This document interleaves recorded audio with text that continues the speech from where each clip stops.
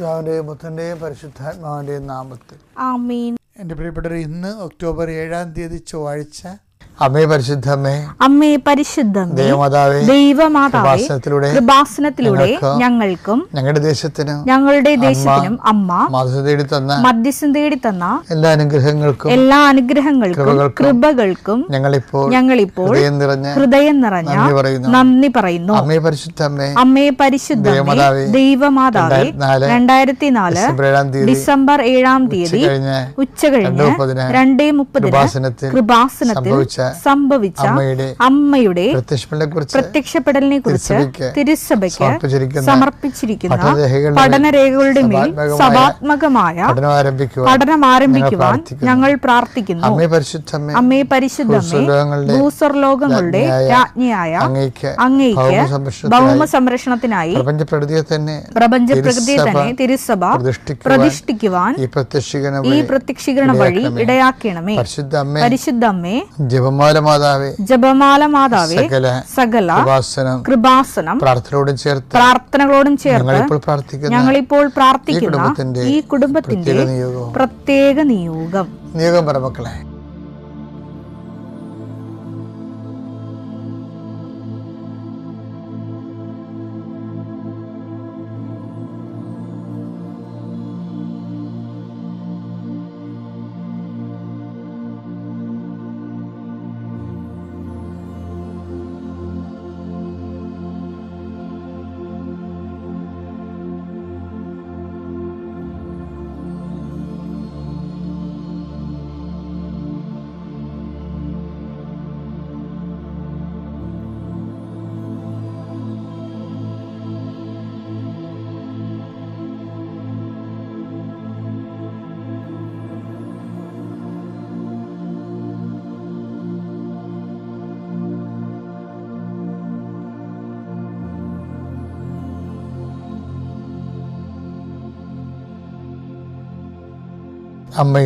അമ്മയുടെ പ്രത്യക്ഷീകരണത്തിന്റെ ഈ അനുഗ്രഹവേളയിൽ ഞങ്ങൾക്ക് സാധിച്ചു തരുവാൻ കനിയണമേ. ആമേൻ. വിശ്വാസ പ്രമാണം. സർവശക്തനായ പിതാവും ആകാശത്തിന്റെയും ഭൂമിയുടെയും സൃഷ്ടാവുമായ ദൈവത്തിൽ ഞാൻ വിശ്വസിക്കുന്നു. അവിടുത്തെ ഏകപുത്രനും ഞങ്ങളുടെ കർത്താവുമായ ഈശോമിശിഹായിലും ഞാൻ വിശ്വസിക്കുന്നു.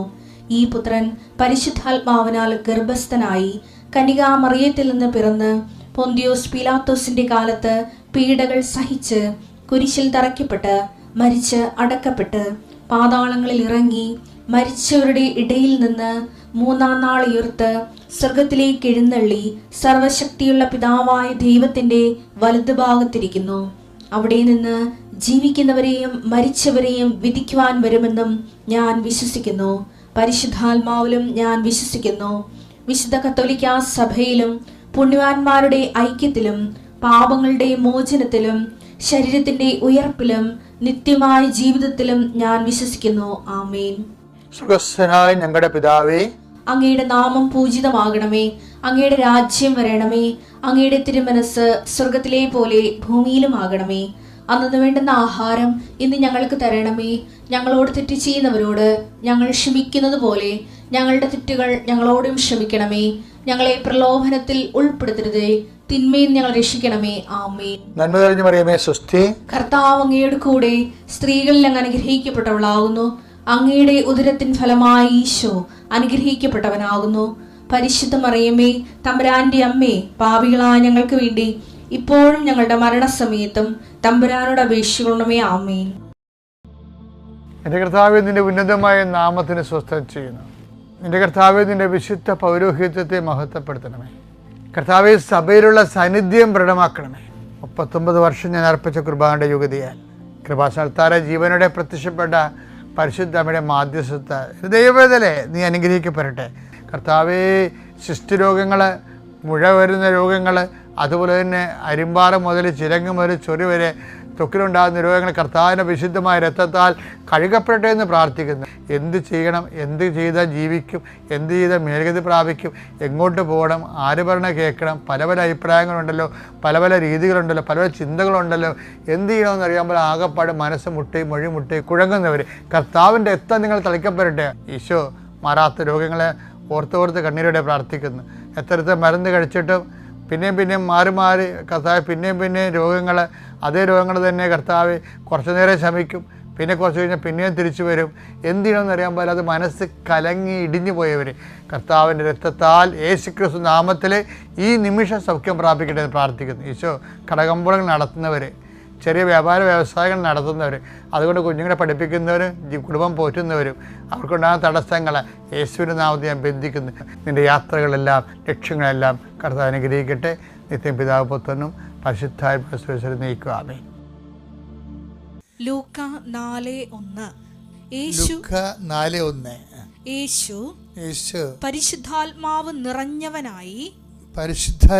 നിറഞ്ഞവനായി ജോർദാനിൽ നിന്ന് മടങ്ങി ആത്മാവ് അവനെ മരുഭൂമിയിലേക്ക് നയിച്ചു. ഇത് നിസ്സാരമായ ഒരു വചനമല്ല. ഇതിന്റെ കണക്ഷൻ കിടക്കുന്നത് പച്ചയായ പുൽപ്പുറങ്ങളിലും നിശ്ചലമായ ജലാശയങ്ങളുമാണ്. അവിടുന്ന് തന്നെ പച്ചയായ പുൽപ്പുറങ്ങൾ അവിടെ നിന്ന് കിടത്തും, നിശ്ചലമായ ജലാശയത്തേക്ക് അവിടെ തന്നെ നയിക്കും. അങ്ങനെ നയിച്ച് ജോർദാൻ നദിയിൽ ജ്ഞാനസ്നാനം സ്വീകരിച്ച ഈശോ പരിശുദ്ധം നിറഞ്ഞു കഴിയുമ്പോൾ പിന്നെ എന്താ ചെയ്യേണ്ടത്? കാലാവസ്ഥ മാറി. Must we not take sorrow to ചോദിക്കണില്ലേ? ആ ദൈവത്തിൻ്റെ ചോദ്യമാണത്. അതിന് ഉത്തരം പറയാൻ കഴിഞ്ഞില്ലെങ്കിൽ നീ ഒരു വിശ്വാസത്തെ തുടരാൻ നിങ്ങൾ അക്സെപ്റ്റബിൾ അല്ല. അതാണ് വിഷയം. മസ്റ്റ് വി നോട്ട്, അത് നിസ്സാര കാര്യമല്ലത്. എന്താ കാര്യം എന്ന് വെച്ച് കഴിഞ്ഞാൽ ഈ ജോർദാനിൽ നിന്ന്, ആ ജോർദാൻ നദിമുഖത്ത് നിന്ന് എങ്ങോട്ടാണ് ഈശോ പോണത്? ഈശോ പരിശുദ്ധാത്മാവ് നിറഞ്ഞ് ജോർദാനിൽ നിന്ന് മടങ്ങി, ജോർദാൻ നദിമുഖത്തിൽ നിന്ന് മടങ്ങി ആത്മാവ് അവനെ മരുഭൂമിയിലേക്ക് നയിച്ചു. അപ്പൊ നോക്കിയേ, ഇവ മൗനമായി തന്നെ പോവുകയാണ്. യാതൊരു റിയാക്ഷനും ഇല്ല, റെസ്പോൺസില്ല, അതുപോലെ തന്നെ മൽപ്പിടുത്തങ്ങളില്ല, ഒന്നുമില്ല. അതായത് ഈ നദീമുഖത്ത് നിന്ന് പിന്നീട് നേരെ ഓപ്പോസിറ്റ് കാലാവസ്ഥയിലേക്കാണ് ഈശോ പോണത്. അതുകൊണ്ടാണ് ജോബ് ചോദിക്കുന്നത്, must be not take sorrow too. അതൊക്കെ മുമ്പ് ഈശോയ്ക്ക് ഒരു സ്റ്റാറ്റസ് കൊടുക്കും ദൈവം. ഭയങ്കര രസമാണ് ഈ ബൈബിള്. അതായത് ഈ ജോർദാൻ നദി വെച്ച് ഈശോയ്ക്ക് സ്റ്റാറ്റസ് കൊടുക്കും. എന്താ പറയണത്? This is my beloved sun.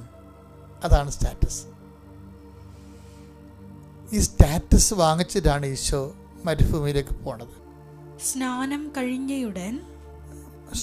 കഴിഞ്ഞയുടൻ യേശു വെള്ളത്തിൽ നിന്ന് കയറി. അപ്പോൾ സ്വർഗം തുറക്കപ്പെട്ടു. ദൈവാത്മാവ് പ്രാവിന്റെ രൂപത്തിൽ തന്റെ മേൽ ഇറങ്ങി വരുന്നത് അവൻ കണ്ടു. ഇവൻ എന്റെ പ്രിയപുത്രൻ, ഇവനിൽ ഞാൻ പ്രസാദിച്ചിരിക്കുന്നു എന്ന് ഒരു സ്വരം സ്വർഗത്തിൽ നിന്ന് കേട്ടു. ഇതാണ് ഈശോയ്ക്ക് കിട്ടിയ സ്റ്റാറ്റസ്. എന്താണത്? പദവി എന്താണ്? ഇവൻ എൻ്റെ, this is my beloved sun. ഇപ്പം സ്റ്റാറ്റസ് ഡിക്ലെയർ ചെയ്ത് ഡിഫൈനായി അല്ലേ? ഇനി മരുഭൂമി എന്താ? ഇനി നേരെ ഈശോനെ മരുഭൂമിയിലേക്ക് കൊണ്ടുപോകണ കാണാം. നമ്മുടെ ജീവിതമായിട്ട് കൂട്ടിച്ചു വായിക്കണം കേട്ടോ. ഇത് നമ്മൾ പലപ്പോഴും ജീവിക്കുന്ന ജീവിതം ആധ്യാത്മിക ജീവിതമല്ല, ഭക്ത ജീവിതമാണ്. ഭക്ത ജീവിതം ആർക്ക് വേണം? നമ്മളെല്ലാം ജീവിച്ചു കൊണ്ട ജീവിതം ഉണ്ടല്ല, ഭക്ത ജീവിതമാണ്. ഭക്ത ജീവിതവും ബൈബിൾ ജീവിതവും തമ്മിൽ ചില സമയത്ത് സമാന്തര രേഖയായി പോകുന്നുണ്ട്. അതുകൊണ്ട് ഈ മനുഷ്യൻ ഗതി പിടിക്കാത്തതിൻ്റെ കാരണം എന്താ കാര്യം വെച്ച് കഴിഞ്ഞാൽ ഇത് അക്സെപ്റ്റ് ചെയ്യാൻ നമ്മൾ തയ്യാറാകണം. ഇപ്പം ഭക്തിയുടെ കൊടുമുടിയിൽ നിന്ന് ഈശോ ഇറങ്ങി എങ്ങോട്ടാണ് പോണത്? ആത്മാവിനെ മരുഭൂമിയിലേക്ക് കൂട്ടിക്കൊണ്ടു പോകും. അപ്പോൾ അവൻ്റെ ഈ സ്റ്റാറ്റസ് എന്താ? സ്റ്റേജ് എന്താണ്? ബിലവഡ് സണ്ണാണ്. ഈ ബിലവഡ് സൺ ആരുടെ ബിലവഡ് സണ്ണാണ്? ദിസ് ഈസ് മൈ ബിലവഡ് സണ്ണാണ്. പിതാവായ ദൈവത്തിൻ്റെ സ്വന്തം പൊന്നോമന മകന. അതാണ് സ്റ്റാറ്റസ്. ഇനി മരുഭൂമി എക്സ്പീരിയൻസ് വരുമ്പോൾ ഇപ്പം ഈ എക്സ്പീരിയൻസ് എന്ത് എക്സ്പീരിയൻസാണ്? ദൈവം നമ്മുടെ പിതാവാണ്, നമ്മളെ ദൈവത്തിന് മഹത്വവും അതുപോലെ തന്നെ നമ്മൾക്ക് ദൈവം അംഗീകാരമൊക്കെ നൽകിക്കൊണ്ടിരിക്കുന്ന ഒരു വലിയ പശ്ചാത്തലപ്പുറങ്ങളിലാണ് നമ്മൾ നിൽക്കുന്നത്. നിശ്ചയമായ ജലാശയത്തിൽ നമ്മൾ നിൽക്കുകയാണ്. ഹോളം കുടിച്ച് വിശ്രമിച്ച് നിൽക്കുകയാണ്. ഇവിടുന്ന് നേരെ കാലാവസ്ഥ ഭേദത്തിലേക്ക് വരും. പിന്നെ എങ്ങോട്ടാണ് പോണത്? മരുഭൂമിയിലേക്ക്. ഈ മരുഭൂമി കൊണ്ടുപോകുമ്പോൾ നമുക്കുണ്ടാവുന്ന ഒരു ബോധമുണ്ട്. എന്താ കാര്യം? ആത്മാവാണ് നമ്മളെ കൊണ്ടുപോകുന്നത്. ഒന്നാ വചനം ഒന്നൊരു വായിച്ചേ. ലൂക്കാ 4:1. ലൂക്കാ 4:1. യേശു പരിശുദ്ധാത്മാവ് നിറഞ്ഞവനായി ജോർദാനിൽ നിന്ന് മടങ്ങി. അതായത് ഈ ജോർദാനിൻ്റെ എല്ലാ സർവസമ്പദ് സമൃദ്ധിയിൽ നിന്നും മടങ്ങുകയാണ്. എപ്പോഴായാലും മടങ്ങേണ്ടി വരും മക്കളെ. ദൈവ പൈതലാണ് നീ. ജോബ് മടങ്ങിയത് കണ്ടില്ലേ? ഇപ്പം ഈശോയും മടങ്ങുകയാണ് ശരിക്കും.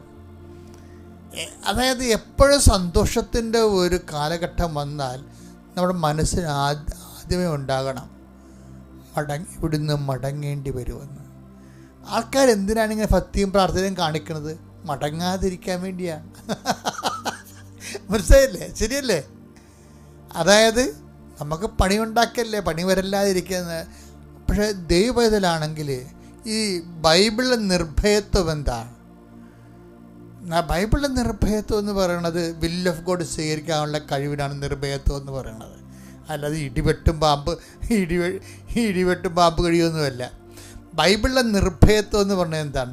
വിൽ ഓഫ് ഗോഡ് കാലാവസ്ഥ ഭേദങ്ങളോടുകൂടി അക്സെപ്റ്റ് ചെയ്യാനുള്ള കഴിവിനാണ് ബൈബിൾ നിർഭയത്വം എന്ന് പറയുന്നത്. എന്താ കാര്യം?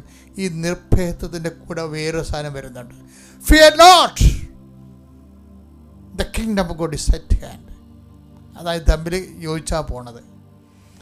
വിൽ ഓഫ് ഗോഡ് വരുമ്പോൾ ഇപ്പം ഈശോ ആത്മാവ് അവനെ, വിൽ ഓഫ് ഗോഡാണത്. ആത്മാവ് അവനെ മരുഭൂമിയിലേക്ക് നയിച്ചു. ഒന്ന് പറഞ്ഞ മക്കളെ, ആത്മാവ് അവനെ മരുഭൂമിയിലേക്ക് നയിച്ചു. അപ്പൊ ഒരു ദൈവ പൈതലാകുമ്പോൾ സ്വാഭാവികമായിട്ടും മരുഭൂമിയാണെങ്കിലും നയിക്കണ ദൈവമാണെന്നൊരു ബോധം ഉണ്ടാകണം. ഇപ്പം കടമാണ്, രോഗമാണ്, ഭർത്താവ് എന്നോട് സംശയമാണ്, എൻ്റെ മക്കളുടെ മുമ്പിൽ എനിക്ക് വരയില്ല എന്നൊക്കെ പറയാം നമുക്ക്. അപ്പോഴും ഓർക്കണം ദൈവവേദനെ, നീ പതറരുത്, ഭയപ്പെടുകയും ചെയ്യരുത്. എന്താണ്? നയിക്കണത് ദൈവമാണെന്നുള്ള ബോധം ഉണ്ടാകണം. അത്യപൂർവ ദൈവാനുഭവങ്ങൾ ഇനി നിങ്ങൾക്കും സ്വന്തം. ഈ യൂട്യൂബ് ചാനൽ ഇതുവരെ സബ്സ്ക്രൈബ് ചെയ്തിട്ടില്ലെങ്കിൽ ഇപ്പോൾ തന്നെ സബ്സ്ക്രൈബ് ചെയ്യുക. ഈ വീഡിയോ ഇപ്പോൾ തന്നെ നിങ്ങളുടെ സുഹൃത്തുക്കൾക്ക് ഷെയർ ചെയ്തുകൊണ്ട് കർത്താവിൻ്റെ പ്രേക്ഷിതരാകുക.